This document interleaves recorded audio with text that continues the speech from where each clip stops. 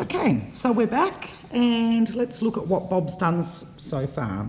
So after that third and final wash step, he discarded the flow through and then respun those dry columns using the centrifuge for 2 minutes at full speed. So this step's important to make sure that none of that wash buffer remains, which would contaminate our final genomic DNA sample. Bob then transferred each of those purple DNA extraction columns to clean microcentrifuge tubes. And now he's going to add 80 microlitres of warmed sterile water onto the white membrane in each of those columns. So what I'll do is, after I've transferred the columns to a new microcentrifuge tube, I have to transfer or add 80 microlitres of water. Now this pipette here is actually used, or the volumes that can be used in this pipette is anywhere between 10 to 100 microlitres. So what we do is we've actually now set this auto pipette to 80 microlitres. I'm going to transfer 80 microlitres of sterile warmed water to each of these columns.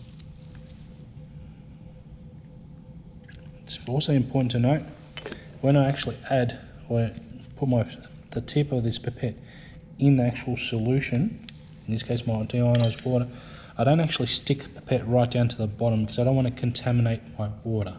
So I'm only only putting in the tip of my yellow tips from the pipette.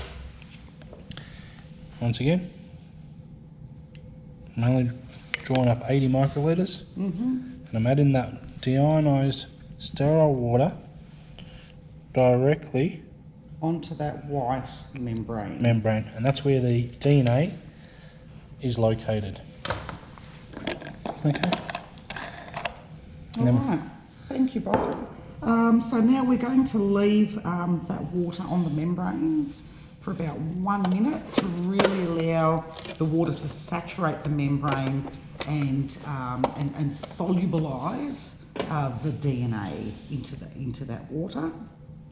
And then after that step, we go back to the centrifuge once again at full speed for 2 minutes. And this step will actually remove or elute the DNA from that column, from the white membrane in the column, into the water.